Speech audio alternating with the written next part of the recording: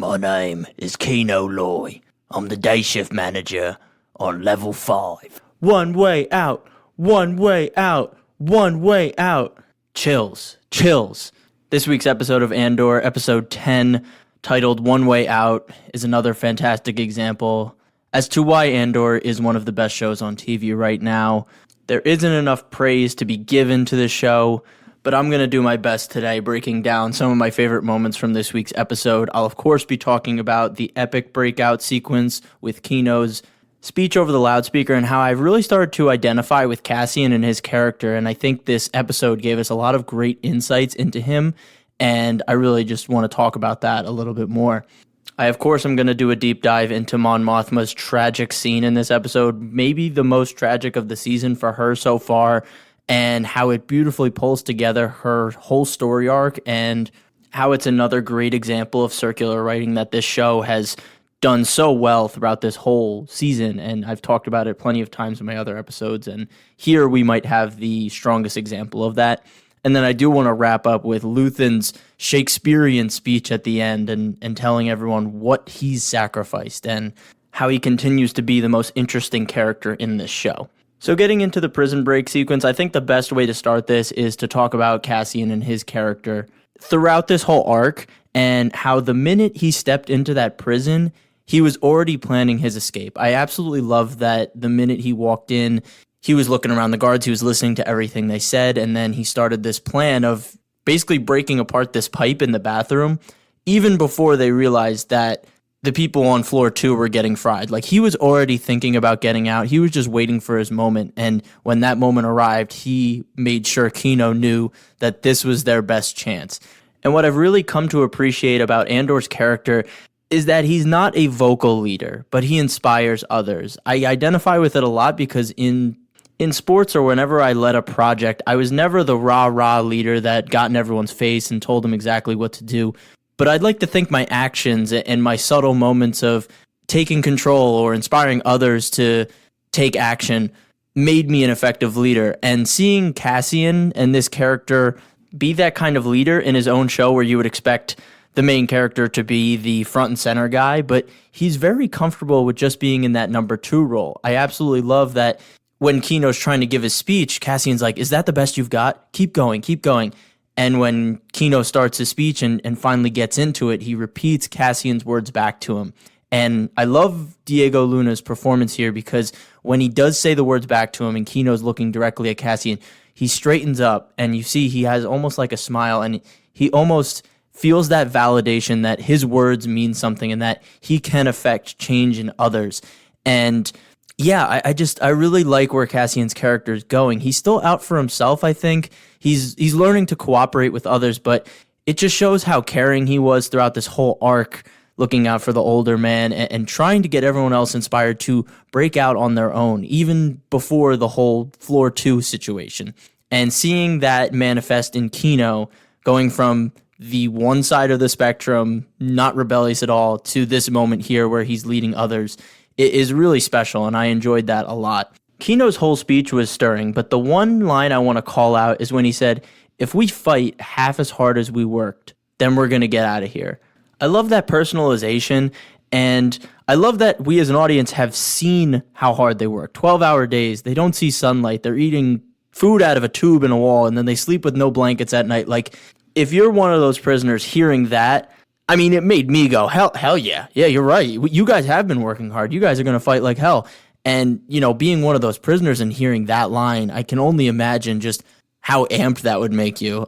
The best part of the speech, of course, is when he starts chanting "one way out, one way out, one way out," and that just becomes the rallying cry throughout the whole prison without agreeing on it beforehand. It was just organically, it made the most sense for everyone to be saying that. And the music is just building and building, and when they do the shot of them running across the bridge and it's swelling and you hear all the voices yelling "one way out, one way out," the screens are all showing the prisoners congregating in the center as they're all leaving at the same time. It's just so powerful, and then they finally explodes when they get to the outside world and they see the sun and they get fresh air once again. When we got to this place, the guy turned to Cassian and said, "This is the last breath of fresh air you'll have in a while, so take it in now." And now being at the end of that journey and being out there again, it was just all fantastic. And the music, once again, is still on point, perfectly accentuating the moment. And man, I had chills throughout this whole sequence. It was just exactly what you wanted out of a prison break. Something that I haven't seen talked about, and it just occurred to me during this episode, was that we never heard why these prisoners were here. We don't know if they're thieves or murderers or just stupid things like Cassian. We can assume it probably is closer to the Cassian case because they said, it seems to be a lot of that these days. And I remember one of the prisoners said that to him. But at the end of the day, it didn't matter what they had done before. It just mattered who they were when we met them and that they were being mistreated to the highest degree, that their sentences, no matter how long or how short, were never going to be honored under this new PRD code. And I don't know, it just occurred to me here as they were all kind of banding together, like, I don't know where these guys come from, I don't know what they did, but it didn't matter. And I don't know, I just appreciated that a lot. I think the final thing I want to talk about with this whole sequence is Kino knowing that he wasn't going to be able to escape, and yet he still led people up into the very end and said, I can't swim. And Andor's like, what? Can't swim.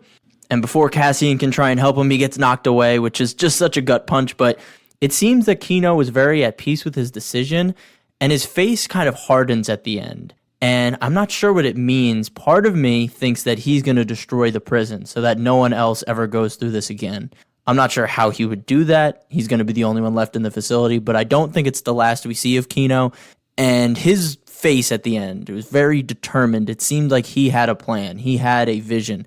He was going to lead these men to the outdoors, and then once that was completed, he was going to get what he really wanted to do. And I think that's destroying the facility, but we'll see where he goes from there. But again, this whole sequence was fantastic. I loved the uprising. The music was perfect, and it was just epic. It was the perfect climax to this arc. Okay, now I gotta talk about the scene with Mon Mothma, which might be my favorite scene from this episode, which is saying a lot, but it is just a fantastic character moment. As I've talked about in my past episodes, this show employs a lot of circular writing, and I think this scene here, where she meets with Davo to discuss her funds, is the best example of circular writing in the show so far. The dialogue itself is circular, but it's also a full circle moment for Mon's arc. Throughout the season, we have slowly peeled back the layers of her character to get to the core of her insecurities, and that is that she's never had control over her life. The manifestation of this is her arranged marriage to her husband, something she never wanted. The distasteful interactions with her husband and the strained relationship with her daughter that results from this has been at the forefront of her character. The concept of the Chandrillan marriage has been ever present in Mon Mothma's story, almost to the point of exhaustion. And that's why this scene works so well. The conversation begins with small talk, and inevitably it ends up on the topic of the Chandrillan marriage. Mon accelerates the conversation immediately once it's brought up, almost saying collectively with the audience, not this again. Which is why the reveal at the end is so shocking for Mon and the audience. It's the last thing we expected to come back around. I think Davo is a fantastic opposing force to Mon because he is simultaneously the exact opposite and the exact same as her. He's everything she's not from a moral standpoint, but they've led similar lives. He, on one hand, embraces conformity while she opposes it, but her whole life has been conformity. She's never had a choice.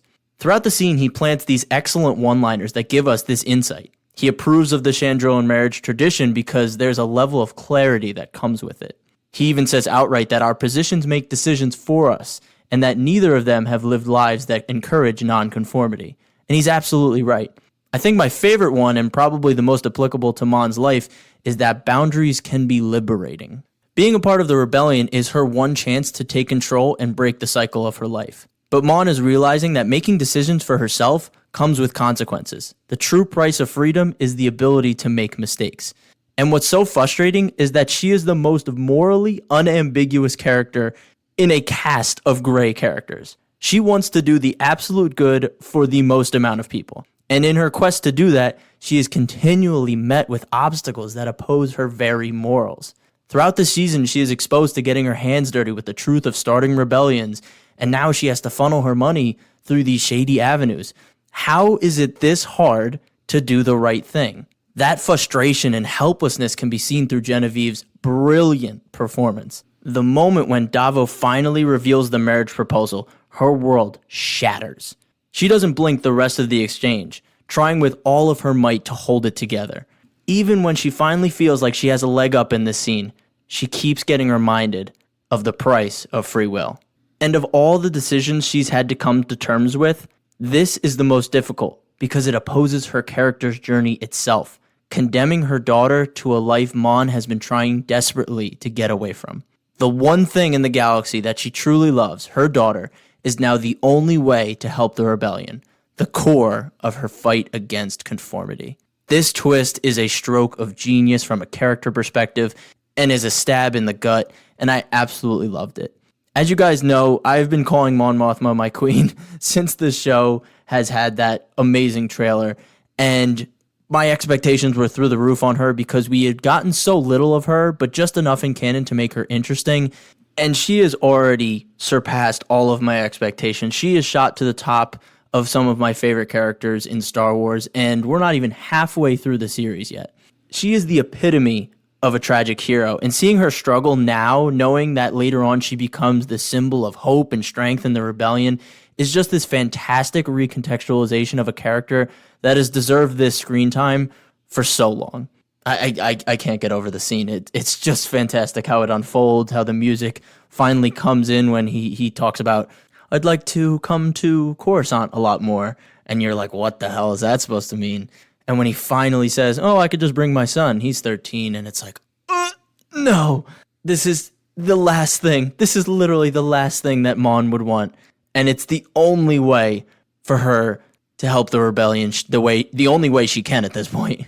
Andor, you strike again. And finally, we have to talk about the scene at the end with Luthen and Lonnie, and just hearing more about this chess game that Luthen's been playing, and of course, his Shakespearean speech that was just so eloquently written, and I really just want to dive into each line of it because it's so fantastic, and it just, once again, gives us a little bit more context into where this character's head is at. And I can't say it clears anything up that much more, but it gives us an idea.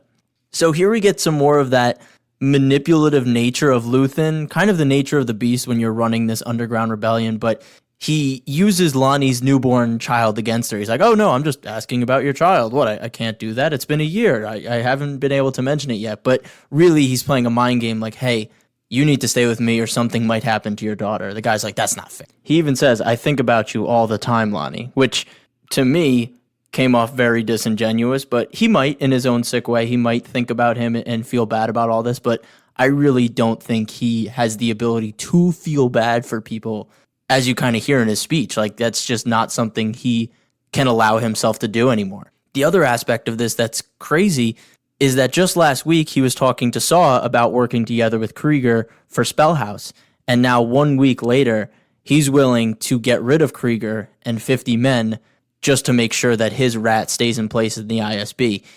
I love seeing his chess moves being made and them still making sense. It's brutal, it's tough, but he's probably right. And that's something I've said for Luthen throughout this season. He's probably right, but he has to be the bad guy. He even says it in his monologue. I'm forced to use the weapons of my enemy to defeat them. I have to play in the dirt with them. I have to be the bad guy to beat them. So this monologue, the best way I can put it is that the prequels were acted. They were overly dramatic in a Shakespearean way. But Luthen's speech in Andor was written like Shakespeare. And as I was watching it, I was like, this feels like a play. This feels like a monologue from a play. And after the episode, I go online, I look up the writer, Bo Williams, and he's written for House of Cards. He's written a lot for TV and movies, but his occupation says American playwright. By trade, he's a playwright, and you can tell by this scene because it's just elegance of words and language and metaphors, and it paints such a dark picture for Luthen, and you really empathize with him. And I got to pull out these lines. I got to talk about these lines. So what does he sacrifice? I made my mind a sunless place. I share my dreams with ghosts. There's no point to tell anyone about my dreams anymore because it's out of the picture. I've already committed to this life. A sunless place. I don't deserve to see the sun anymore. I'm in the darkness now. I yearn to be a savior against injustice without contemplating the cost, and by the time I look down, there's no ground beneath my feet. In his quest to be a savior, he has to commit his own injustices And if he is ever to contemplate those costs, he would be lost if he looks down. He would spiral into nothingness. I burn my decency for someone else's future, as we can see in this scene. I burn my life to make a sunrise that I know I'll never see. He also mentions his ego a lot. My ego will never see the light of gratitude. Gives you an insight. What was that ego back then? What started him on this path? And I think it's very realistic. I mean, ego is something that has driven men and women throughout history to do terrible things or to do things for the right reasons, but in the wrong way. It's very grounded in our reality. And I'm not saying anything new. This speech, you all know it. Everyone knows it, is a great piece of Star Wars and transcends Star Wars in its writing. And I'm just happy it's a part of canon. And he wraps it up by saying, we need heroes. Lonnie, you're a hero. And once again, probably not very genuine in these praises. He's just trying to instill confidence in these pawns, in these pieces of his chessboard. And he'll say anything to get them back on his side or to get them fighting in the right direction, which, again, at the end of the day is for the right reason. But he's burning his decency to get to that sunset that he'll never see. Stellan, we love you. You killed it. You're going to continue to kill it. And I wish I could do a better impression of you, but I think if I even tried to do this speech in his voice, it would sound awful. I wake up every day to an equation I wrote 15 years ago, from which there's only one conclusion. I'm damned for what I do. My anger, my ego, my unwillingness to yield, my eagerness to fight. They've set me on a path from which there is no escape. I yearn to be a savior against injustice without contemplating the cost. And by the time I look down, there's no longer any ground beneath my feet. You guys know I had to go for it. My Andy Serkis is probably a little bit better. My Kino Loy was a little bit better, but you guys know I had to try my best. But yeah, that was not great. But I think it was the same spirit. I think it was in the realm of what Stellan Skarsgård was going for there. And I think his ambiguity as just like a person, he's just an enigma of a person. So doing a impression of him is basically impossible. But I thought I'd give it my best shot. So I appreciate that. But yeah, that's my thoughts on episode 10. One way out. 2 more episodes left. This was the final arc episode. The last 2 episodes aren't part of a particular arc, so I'm very curious how they do a climax falling action here. I trust them with my life, so I have no concerns that this won't be a fantastic ending to season 1 and will properly set up season 2 to be one of the biggest shows on television that I hope people that are Star Wars fans and non-Star Wars fans will tune in for, because this is top tier stuff. And this writing isn't happening in every show on TV, even the best written shows. You're not getting monologues like this very often. So thank you again, Andor, for being the most consistent Star Wars TV show we've ever had. And I cannot wait for Wednesday. I hate that I have to wait a week to watch this show because I love it so much. But as always, thank you guys so much for listening. Follow me on Instagram at @star_wars_mark of balance. Interact. I want to talk Andor, obviously. Let me know what you think of the show. And as always, stay safe, stay healthy, and may the Force be with you. Peace.